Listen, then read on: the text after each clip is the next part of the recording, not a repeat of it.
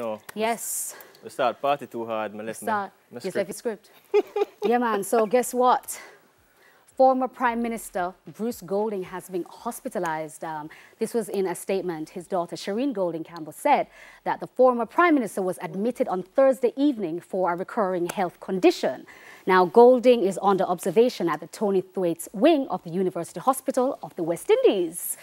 Yeah. How do you feel about that? I mean, I wish him a speedy recovery. And I think a lot of people have their own concerns about the former Prime Minister. Yeah. And a lot of people have been asking questions, you know, is it after he took the vaccine?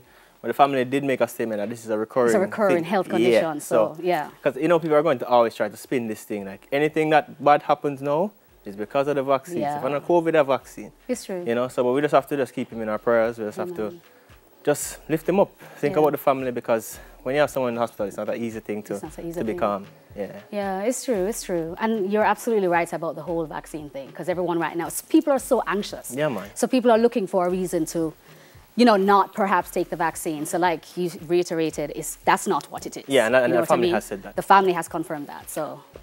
All right, so I want to say a better note, but the first international game of the year for the senior men's national football team unfortunately ended in defeat, as they were defeated 4-1 by the United States of America at the Stadio Verna in Austria on Thursday. Yeah, it's...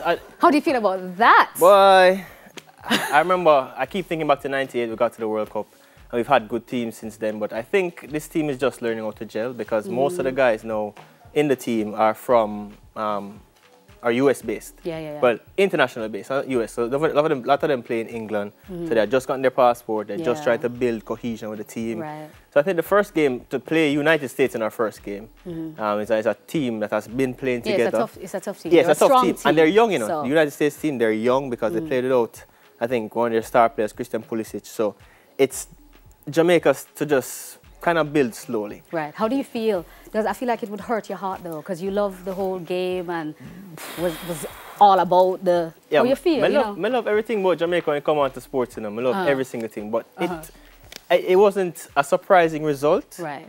That we lost as badly as we did. But there were some bright sparks in it. True, you know, the new players came in, they saw some worth. So it's just a matter of them trying to just get it together now.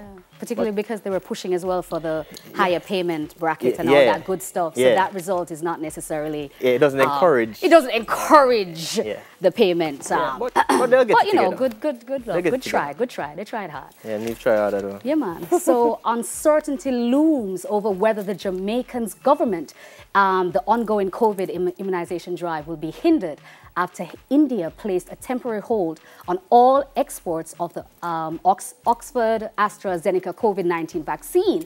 Now, the rising infections in the subcontinent have driven up domestic demand there, and supplies to the COVAX facility of the World Health Organization is actually expected to be derailed. So that is a huge concern. Yeah, it's quite, and it's natural for this to happen, because I think the people in India, they're trying to protect their people first. Right. I think because of so the vaccination rolled out in their country, but people started to relax on the measures, people started going out in numbers, and I think they forget that the vaccination does not prevent you from catching COVID-19. That's you know, right. it only lessens the effects that you will have if you catch it. So a lot of things that would have happened now, that the vaccination has started for the population, people starting to move around freely again. Right. I guess they stopped wearing the mask, sanitization has stopped. I think that's a mistake a lot of countries will make. Right. That when you get the vaccine, you think it's safe, but you have to continue the protocols until you get to a point where, like when you have the flu, you get a pill, you can take a pill for it.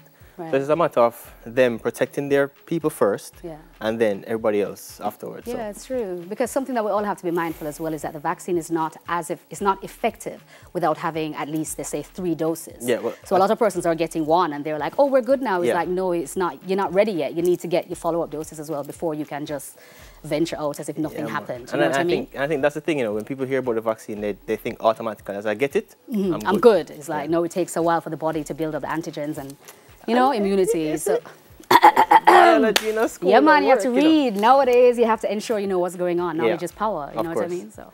All right, so this last one, Comrade Karen Cross, who wrote a scandalous, damaging letter alleging pedophilia by a senior official of the People's National Party, is refusing to say whether she has made a report to the police or will withdraw the comments. The firm said the claims in the March 16 letter are damaging to the professional and business reputation of the, and I quote, well-respected former member of Parliament for St. Ann Northwestern. So you see, when things like this happen, when words are said, words can't be taken back. So even when the damage is done, you don't know like how much it will affect, you know. So so Campbell sets out his lawyer, and I think they'll battle it out in court. And well, I said these things are always tricky for me, you know, because I don't know what is facts. Right. Right. You and I don't know what is facts. It's based on what someone has said, and I won't discard someone's experience with something. If she experienced, if that's what she said she experienced, and she can prove it, then by all means. Yeah, I believe that for me, be careful about defaming somebody's character. Defamation of character is a huge thing, so be careful about the words that go out.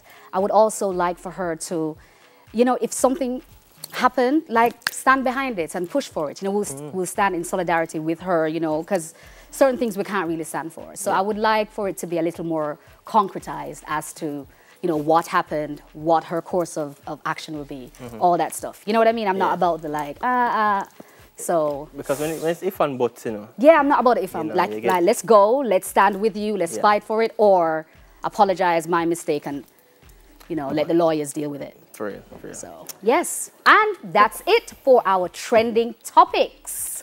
Put on about my shades, you know.